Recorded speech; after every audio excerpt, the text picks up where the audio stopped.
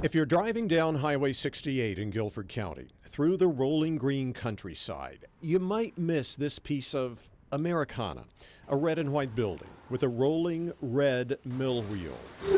The historic old Guilford mill dates back to colonial America. It's been used to make flour for 260 years. Over the decades, the mill's changed hands many times, but for now, Amy and Daryl Klug run things here. They bought the mill back in 2008 in the middle of that year's financial crisis. You know, a lot of people were scared to loan money, a lot of people were scared to buy, but we decided to take a shot. We didn't know anything about milling.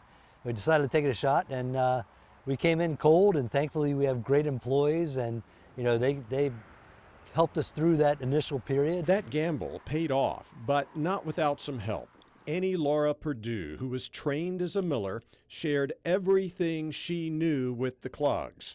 Together, they were able to make the mill a very popular spot for cooks, bakers, and tourists. All the customers are happy that come in here. It's nice to work at a place or be at a place when the customers come in and they're really happy that we maintain the mill and they're happy with the products. And we do our best to keep the quality of the products high and keep them affordable for people so that they can enjoy the products. And keep the same quality while making a few modernizations along the way. Amy and Daryl replaced the old cash register with a computer. They started accepting credit cards and taking orders online. But we asked the previous owners, well, why aren't you taking orders? And they said, well, we've been getting too many orders. We can't handle it. And I'm like, oh, yeah, you have to be kidding. It's like, all right. So one of the first things we did is we got the website working. Eventually, they even started to expand the product line and get it into the hands of local restaurants and shops. Over the years, this old mill needed some TLC to keep running, returning it to its green energy roots. Yeah, I mean, from my standpoint, that's probably the biggest accomplishment. There are a couple of things that I would mention.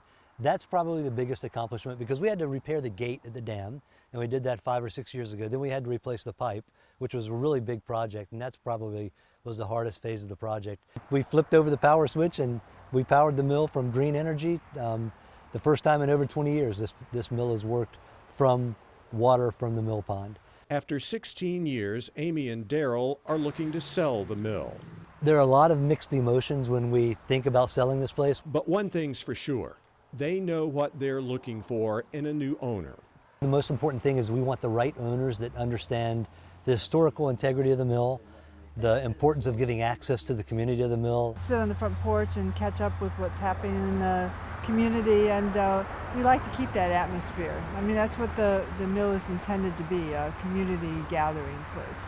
It's more than just a place to pick up products. It's a connection to our past, uniting generations to come. You know, in the old days, the mill was a gathering spot, and you'd sit on the porch and you relax and you talk to people, and we kind of like to keep that